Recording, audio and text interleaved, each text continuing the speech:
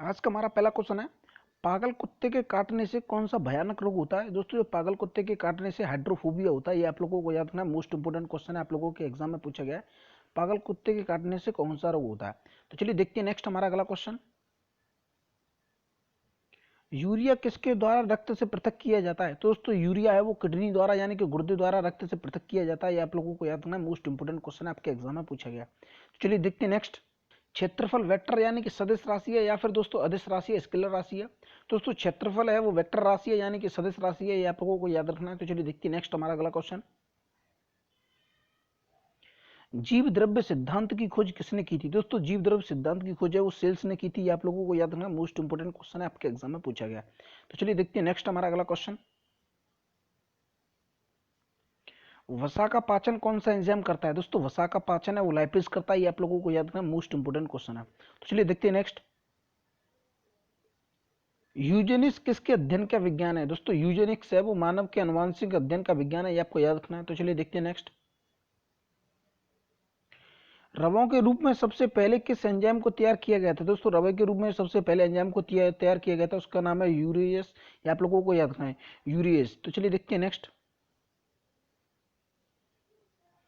Scurvy रोग किस vitamin की कमी के कारण होता है। दोस्तों, स्कर्वी रोग है वो विटामिन सी की कमी के कारण होता है। तो चलिए देखते हैं नेक्स्ट हमारा अगला क्वेश्चन। एंटीजन क्या होते हैं। दोस्तों, एंटीजन होते हैं वो एंटीबॉडी के निर्माण के लिए उत्प्रेरक होते हैं, ये आप लोगों को याद रखना है। तो चलिए देखते हैं नेक्स्ट। बहुप्रचारित खतरनाक बीमारी सार्स। दोस्तों, सार्स की यहाँ पर फुल फॉर्म दी गई है, सेवर एक्यूट रेस्पिरेटरी सिंड्रोम, ये आप लोगों को याद रखना है, सार्स की फुल फॉर्म। तो चलिए देखते हैं नेक्स्ट। जल के विद्युत अपघटन में थोड़ा अम्ल यानी कि या थोड़ा क्षार मिलाया जाता है, तो दोस्तों जल को विद्युत चालक बनाने के लिए। दोस्तों, मैं आपको बता दूं, जो शुद्ध जल होता है दोस्तों वो विद्युत का अचालक होता है, ये आप लोगों को याद रखना है। शुद्ध दोस्तों जल में विद्युत करंट है वो फ्लो नहीं हो सकता, उसमें दोस्तों उसको चालक बनाने के लिए उसमें कुछ शुद्धि मिलानी पड़ेगी। दोस्तों, इसे अम्ल या क्षार मिला सकते हैं उससे जल को विद्युत चालक बनाने के लिए, ये आप लोगों को याद रखना है। तो चलिए देखते हैं नेक्स्ट। वैद्युत क्षेत्र में स्वतंत्र ऋण आवेश जैसे कि इलेक्ट्रॉन गति करते हैं निम्न विभव से उच्च विभव की ओर, ये आपको याद रखना है। तो चलिए देखते हैं नेक्स्ट हमारा अगला क्वेश्चन। दोस्तों, विद्युत क्षेत्र में उच्च विभव से निम्न विभव की ओर दोस्तों इलेक्ट्रॉन गति करते हैं। तो चलिए देखते हैं नेक्स्ट। जब प्लस क्यू आवेश को कम विभव वाले बिंदु से अधिक विभव वाले बिंदु पर ले जाया जाता है तो उसकी ऊर्जा पर क्या प्रभाव पड़ता है। दोस्तों, ऊर्जा है वो बढ़ जाती है। तो चलिए देखते हैं नेक्स्ट हमारा अगला क्वेश्चन। किसी क्षेत्र में गुरुत्वीय क्षेत्र है वो शून्य है तो उसी क्षेत्र में गुरुत्वीय विभव होगा। दोस्तों, उसी क्षेत्र में गुरुत्वीय विभव है वो नियत होगा। दोस्तों, नियत होगा, कांस्टेंट होगा, ये आप लोगों को याद रखना है। तो चलिए देखते हैं नेक्स्ट। जब दो कण टक्कर के पश्चात एक दूसरे से चिपक जाते हैं तो टक्कर कहलाती है। दोस्तों, उसे पूर्ण अप्रत्याशित टक्कर कहते हैं, जिसमें टक्कर के बाद में दो कण है वो आपस में चिपक जाते हैं। तो चलिए देखते हैं नेक्स्ट हमारा अगला क्वेश्चन। मैथिल एल्कोहल का रासायनिक सूत्र क्या है। दोस्तों, मैथिल एल्कोहल का जो रासायनिक सूत्र है CH3OH, ये आप लोगों को याद रखना है, CH3OH। तो चलिए देखते हैं नेक्स्ट। साइटोकाइनेसिस में किसका विभाजन होता है। दोस्तों, कोशिका द्रव का विभाजन होता है साइटोकाइनेसिस में, ये आप लोगों को याद रखना है। तो चलिए देखते हैं नेक्स्ट। पास्कल मात्रक में वायुमंडलीय दाब कितना होता है। दोस्तों, पास्कल मात्रक में वायुमंडलीय दाब होता है वो 105 पास्कल होता है। दोस्तों, कहीं के पर आप लोगों को 100 पास्कल भी दे रखा होगा, तो आप लोगों को याद रखना है 100 के अप्रोक्स में होता है 1 पास्कल में विद्युत मंडलीय वायुमंडलीय दाब। तो चलिए देखते हैं नेक्स्ट हमारा अगला क्वेश्चन। रक्त स्कंदन में कौन सा विटामिन क्रियाशील है। दोस्तों, रक्त स्कंदन में विटामिन की क्रियाशील है, ये आप लोगों को याद रखना है। दोस्तों, रक्त से रिलेटेड कोई भी अगर आप लोगों को विटामिन पूछा गया जाए तो दोस्तों उसमें 98% दोस्तों विटामिन के ही होता है, ये आप लोगों को याद रखना है। तो चलिए देखते हैं नेक्स्ट हमारा अगला क्वेश्चन। श्वेत रक्त कणिकाओं का प्रमुख कार्य क्या है। दोस्तों, श्वेत रक्त कणिका यानी कि WBC रक्त कणिकाओं का दोस्तों प्रमुख कार्य है रोगों से रक्षा करना। शरीर को दोस्तों रोगों से रक्षा करने का कार्य है श्वेत रक्त कणिकाओं का। तो चलिए देखते हैं नेक्स्ट हमारा अगला क्वेश्चन। अपश्रव्य तरंगों की आवृत्ति कितनी होती है। दोस्तों, अपश्रव्य तरंगों की आवृत्ति होती है वो 20,000 हर्ट्ज से कम होती है। दोस्तों, यहाँ पर पूछ लिया जाता है पराश्रव्य तरंगों की जो आवृत्ति होती है दोस्तों वो 20,000 हर्ट्ज से अधिक होती है, ये आप लोगों को याद रखना है। तो चलिए देखते हैं नेक्स्ट। कोशिका की खोज किस वैज्ञानिक ने की थी। दोस्तों, कोशिका की खोज है वो रॉबर्ट हुक ने की थी, आप लोगों को याद रखना है, मोस्ट इंपोर्टेंट क्वेश्चन है, आपके एग्जाम में पूछा गया रिपीटेड क्वेश्चन है। तो चलिए देखते हैं नेक्स्ट हमारा अगला क्वेश्चन। शराब का अत्यधिक सेवन करने से मानव के किस अंग की क्षति होती है? दोस्तों शराब का अत्यधिक सेवन करने से मानव के कौन से शरीर के अंग की क्षति होती है, यानी कि कौन सा अंग है वो सबसे ज्यादा प्रभावित होता है? वो यकृत होता है या लीवर होता है? ये आप लोगों को याद रखना मोस्ट इंपोर्टेंट क्वेश्चन है। तो चलिए देखते हैं नेक्स्ट। माइक्रोबायोलॉजी संबंधित है दोस्तों, माइक्रोबायोलॉजी है वो अति सूक्ष्म जीवों के अध्ययन से संबंधित है, ये आप लोगों को याद रखना है। तो चलिए देखते हैं नेक्स्ट। रेडियो के आविष्कारक जी मार्कोनी कहाँ के रहने वाले थे? दोस्तों जो रेडियो का आविष्कार जिन्होंने किया था जी मार्कोनी, दोस्तों वो इटली के रहने वाले थे, ये आप लोगों को याद रखना है। तो चलिए देखते हैं नेक्स्ट। जब रक्त में ऑक्सीजन की सांद्रता में कमी आ जाती है तो सांस में दोस्तों सांस की जो गति है वो बढ़ जाती है, ये आप लोगों को याद रखना। तो चलिए देखते हैं नेक्स्ट हमारा अगला क्वेश्चन। एम्स का किसका संक्षिप्त रूप है? दोस्तों एम्स है किसका संक्षिप्त रूप है? All India institute of medical sciences, ये आप लोगों को याद रखना। एम्स का जो फुल फॉर्म है all India institute of medical sciences. तो चलिए देखते हैं नेक्स्ट हमारा अगला क्वेश्चन।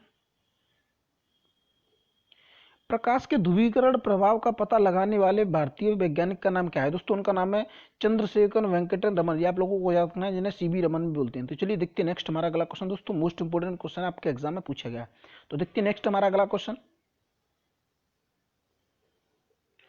जैव ऑक्सीकरण के फलस्वरूप उत्पन्न होने वाली ऊर्जा का संचय कहाँ होता है? दोस्तों वो एटीपी के अणुओं में होता है, ये आप लोगों को याद रखना है। तो चलिए देखते हैं नेक्स्ट हमारा अगला क्वेश्चन।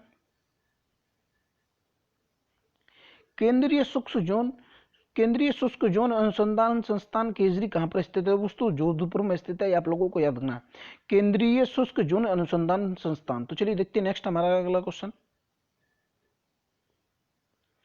भारत के प्रथम अंतरिक्ष यात्री राकेश शर्मा 3 अप्रैल 1984 को किस अंतरिक्ष यान में गए उतरे थे? दोस्तों किस अंतरिक्ष यान में अंतरिक्ष में गए थे? दोस्तों उस अंतरिक्ष का नाम था सीओज T11, ये आप लोगों को याद रखना है। दोस्तों मोस्ट इंपोर्टेंट क्वेश्चन, आपके एग्जाम में ये नहीं पूछा जाएगा कि भारत में सबसे पहले अंतरिक्ष में कौन से व्यक्ति गए थे। दोस्तों किस अंतरिक्ष यान में गए थे उनका नाम है दोस्तों अंतरिक्ष का नाम है सीओज T11, ये आप लोगों को याद रखना है। तो चलिए देखते हैं नेक्स्ट हमारा अगला क्वेश्चन।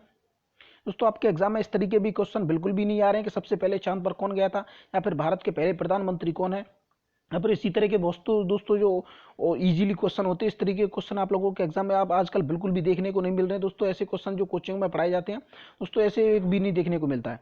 तो दोस्तों जितना ऑनलाइन एग्जाम हो गया है वहाँ पर आप लोगों को कहीं से भी आपके एग्जाम में क्वेश्चन आ सकता है। दोस्तों जितना पढ़ाया जाना है आप लोगों को सब पढ़ के जाना है।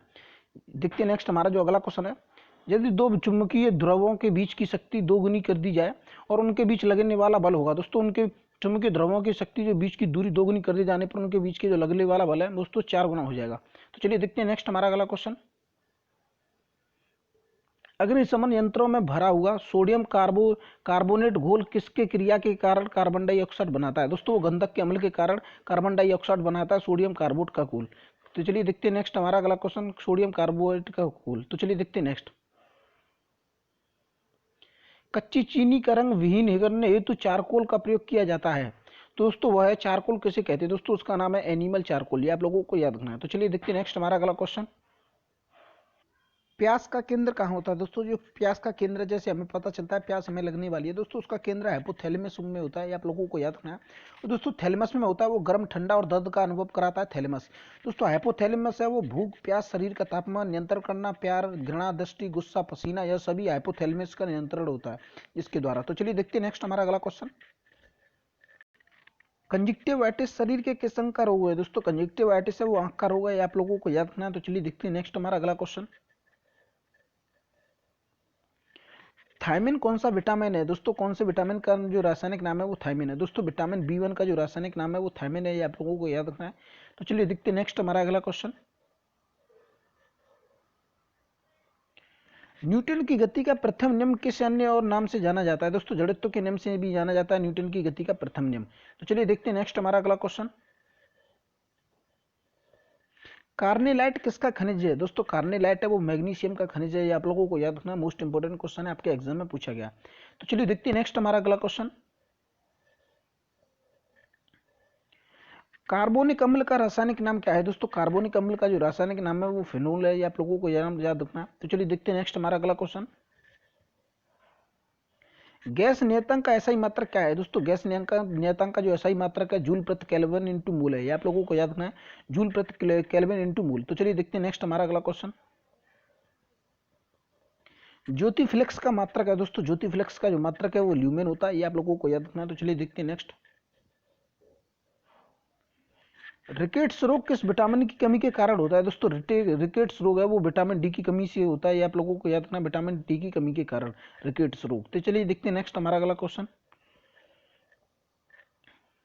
हाइड्रोपोनिक्स किसे कहते हैं दोस्तों? पौधों में जो मृदाविहीन यानी कि जलीय पौधों में जो उगने वाले जो पौधे होते हैं, जलीय माध्यम से जो उगने वाले पौधे होते हैं, उन्हें हाइड्रोपोनिक्स कहते हैं, आप लोगों को याद रखना है। तो चलिए देखते हैं नेक्स्ट हमारा अगला क्वेश्चन। होमोसेपियंस किस जीवधारी का वैज्ञानिक नाम है दोस्तों? मनुष्य का जो जीवधारी वैज्ञानिक का नाम है वो उसे होमोसेपियंस कहते हैं, आप लोगों को याद रखना, मोस्ट इंपोर्टेंट क्वेश्चन है, आपके एग्जाम में पूछा गया, रिपीटेड क्वेश्चन है। तो चलिए देखते हैं नेक्स्ट हमारा अगला क्वेश्चन। किस कोशिकांग को कोशिका का पावर हाउस कहते हैं दोस्तों? किस कोशिकांग को कोशिका का पावर हाउस कहते हैं दोस्तों? उसे माइटोकॉन्ड्रिया कहते हैं, ये आप लोगों को याद रखना। तो चलिए देखते हैं नेक्स्ट। शनिवार का प्रमुख अयस्क क्या है दोस्तों? शनिवार किसका प्रमुख अयस्क है? पारे का जो प्रमुख अयस्क है दोस्तों उसे शनिवार कहते हैं।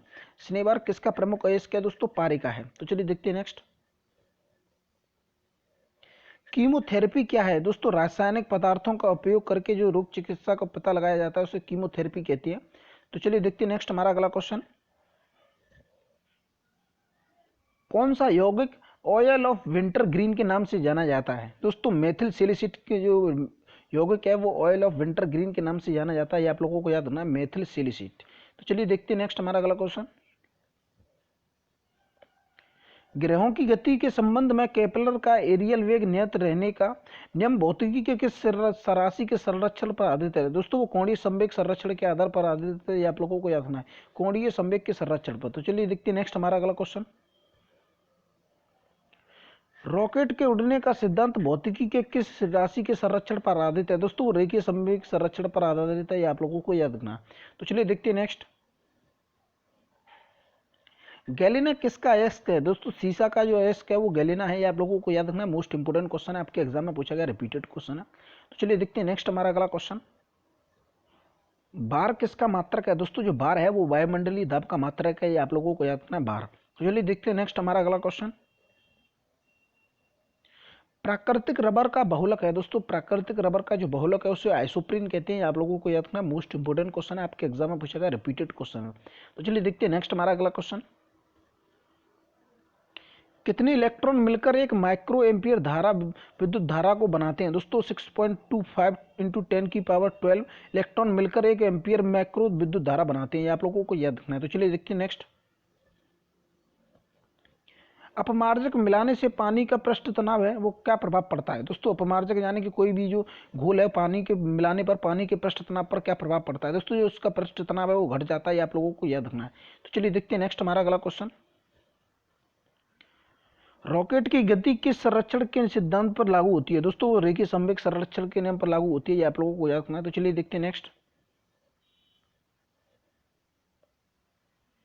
सिरका किसका वाणिज्यिक नाम है दोस्तों? एसिटिक अम्ल का जो वाणिज्यिक नाम है उसे सिरका कहते हैं, आप लोगों को याद रखना है, एसिटिक अम्ल का। तो चलिए देखते हैं नेक्स्ट। थायमिन की कमी से कौन सा रोग होता है दोस्तों? थायमिन की कमी से बेरी बेरी रोग होता है, ये आप लोगों को याद रखना है, यानी कि दोस्तों इसे विटामिन बी भी कहते हैं, थायमिन। तो चलिए देखते हैं नेक्स्ट हमारा अगला क्वेश्चन।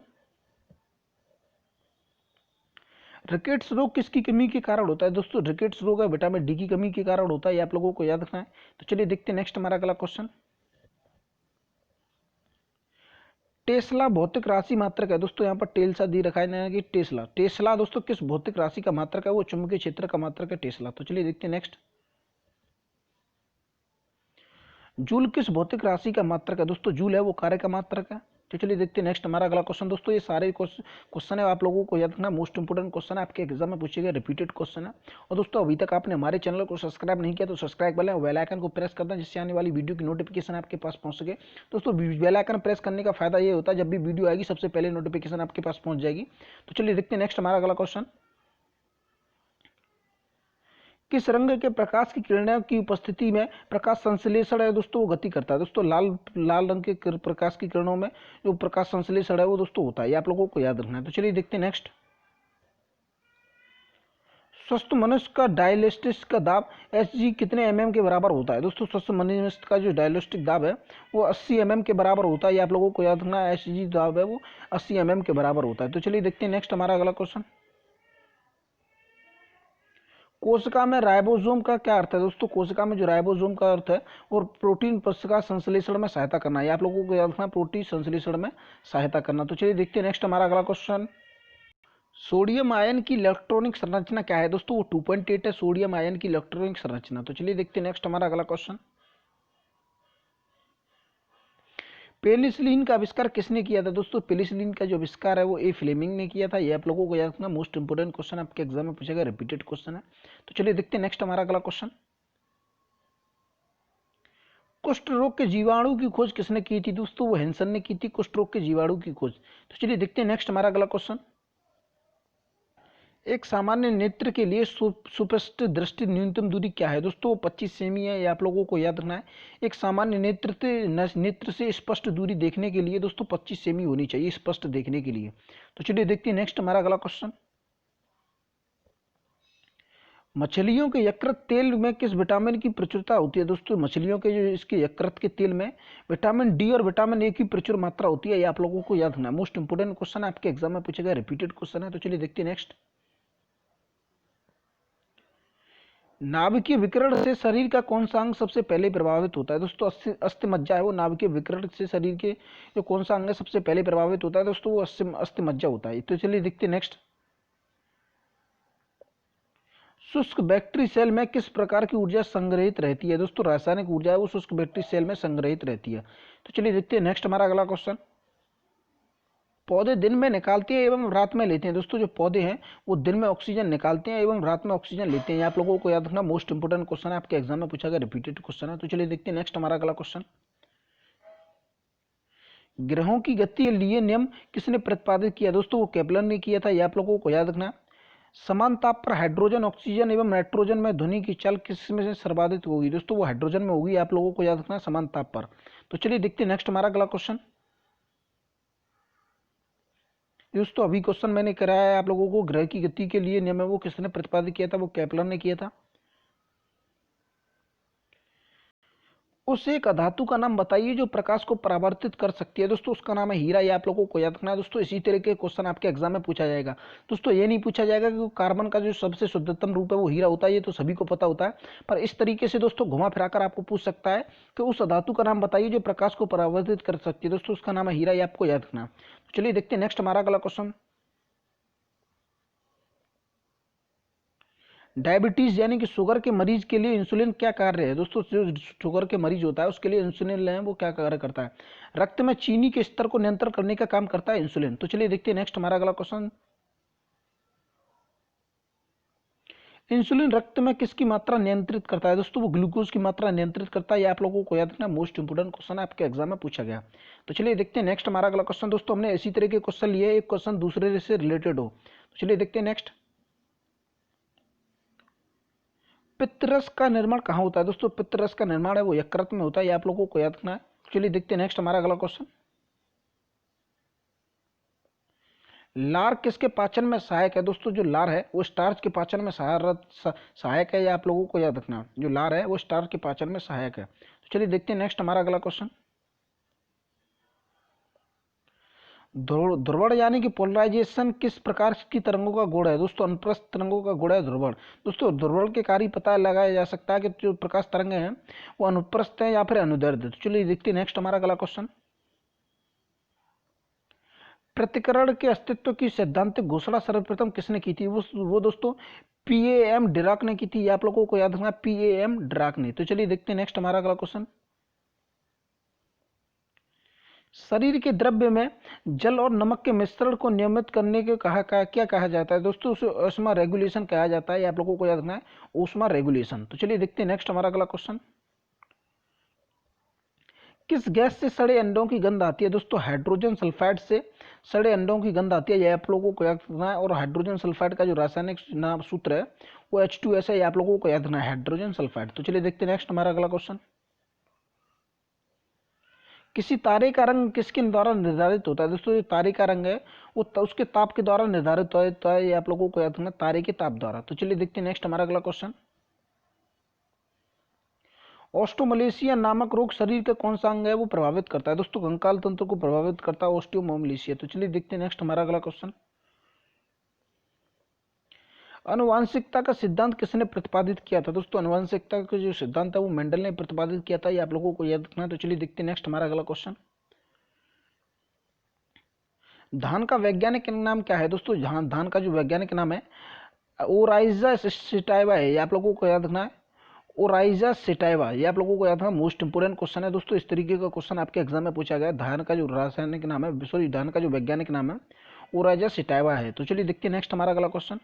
किन जीवाणुओं को साइनोबैक्टीरिया के नाम से जाना जाता है? दोस्तों नीले हरे शैवालों को साइनोबैक्टीरिया के नाम से जाना जाता है, आप लोगों को याद रखना, मोस्ट इंपोर्टेंट क्वेश्चन है, आपके एग्जाम में पूछा गया, रिपीटेड क्वेश्चन है। तो चलिए देखते हैं नेक्स्ट हमारा अगला क्वेश्चन। सिरका उद्योग में कौन सा जीवाणु प्रयुक्त किया जाता है? दोस्तों सिरका उद्योग में एसिटोबैक्टर एसिडी के उपयोग किया जाता है, ये आप लोगों को याद रखना है, एसिटोबैक्टर एसिडी। तो चलिए देखते हैं नेक्स्ट हमारा अगला क्वेश्चन। तापमानकीय अभिक्रिया पदार्थ में किसकी अवस्था होती है? दोस्तों प्लाज्मा की अवस्था होती है तापमानकीय अभिक्रिया में। तो चलिए देखते हैं नेक्स्ट हमारा अगला क्वेश्चन।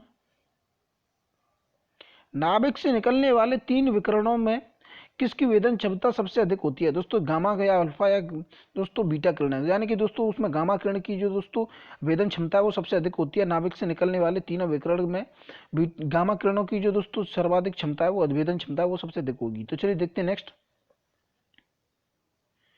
किस रेडियो एक्टिव तत्व का नाम उसके खोजकर्ता के देश के पोलैंड नाम पर रखा गया था? दोस्तों उसका नाम है पोलेनियम, या आप लोगों को याद रखना है। तो चलिए देखते हैं नेक्स्ट। रेडियो सक्रियता की खोज किसने की थी? दोस्तों रेडियो सक्रियता की खोज है वो हेनरी बेकुलर ने की थी, ये आप लोगों को याद रखना है, मोस्ट इंपोर्टेंट क्वेश्चन है, आपके एग्जाम में बार बार रिपीट होता है। तो चलिए देखते हैं नेक्स्ट। इंसुलिन का क्या कार्य है? दोस्तों इंसुलिन का जो कार्य है वो रक्त में ग्लूकोज की मात्रा को नियंत्रित करने का कार्य है इंसुलिन का। तो चलिए देखते हैं नेक्स्ट हमारा अगला क्वेश्चन। खुर नाखून सींग एवं दांत किस प्रकार के कंकाल तंत्र हैं? दोस्तों ये बाह्य कंकाल तंत्र हैं, खून नाखून सींग एवं दांत। तो चलिए देखते हैं नेक्स्ट। शरीर के संतुलन के लिए मस्तिष्क का कौन सा भाग उत्तरदायी होता है? दोस्तों शरीर के संतुलन के लिए सेरिबेलम उत्तरदायी होता है, ये आप लोगों को याद रखना है, मोस्ट इंपोर्टेंट क्वेश्चन है, आपके एग्जाम में पूछा गया, रिपीटेड क्वेश्चन है। तो चलिए देखते हैं नेक्स्ट आज का हमारा दोस्तों लास्ट क्वेश्चन है। हृदय पेशियों को किस धमनी द्वारा रक्त पहुंचाया जाता है? दोस्तों हृदय पेशियों को कोरोनरी द्वारा धमनियों द्वारा रक्त पहुंचाया जाता है। दोस्तों अभी तक आपने हमारे चैनल को सब्सक्राइब नहीं किया तो सब्सक्राइब कर लें, बेल आइकन को प्रेस कर दें, जिससे आने वाली वीडियो की नोटिफिकेशन आपके पास पहुंच सके। और दोस्तों अभी तक आपने इसका पार्ट फर्स्ट सेकंड और दोस्तों थर्ड और फोर्थ नहीं देखा तो उन वीडियो की लिंक मैंने डिस्क्रिप्शन में दे रखी है, वहां से जाकर उन सभी वीडियो को देख सकते हैं। दोस्तों मोस्ट इंपोर्टेंट वीडियो में हर वीडियो में दोस्तों आप लोगों के पार्ट 1 पार्ट सेकंड दोस्तों हर पार्ट में आप लोगों के 100 क्वेश्चन कराए दिए गए हैं। और दोस्तों ये 100 क्वेश्चन दोस्तों हर पार्ट में कराए गए हैं, मोस्ट इंपोर्टेंट क्वेश्चन आपके एग्जाम से पहले दोस्तों 1500 क्वेश्चन करा दिए जाएंगे। मोस्ट इंपोर्टेंट क्वेश्चन है दोस्तों, आपके एग्जाम में बार बार पूछे जाते हैं, रिपीटेड होते हैं। तो चलिए दोस्तों मिलते हैं नेक्स्ट वीडियो में। अभी तक आपने हमारे चैनल को सब्सक्राइब नहीं किया तो सब्सक्राइब कर लें, बेल आइकन को प्रेस कर दें, जिससे आने वाली वीडियो की नोटिफिकेशन आपके पास पहुंच सके। दोस्तों बेल आइकन प्रेस करने का फायदा ये होता है जब भी वीडियो आएगी सबसे पहले नोटिफिकेशन आपके पास पहुंच जाएगी। दोस्तों चैनल को सब्सक्राइब कर लें, बेल आइकन को प्रेस करते हैं, दोस्तों वीडियो को लाइक कर दें। तो चलिए मिलते हैं नेक्स्ट वीडियो में, तब तक के लिए जय हिंद।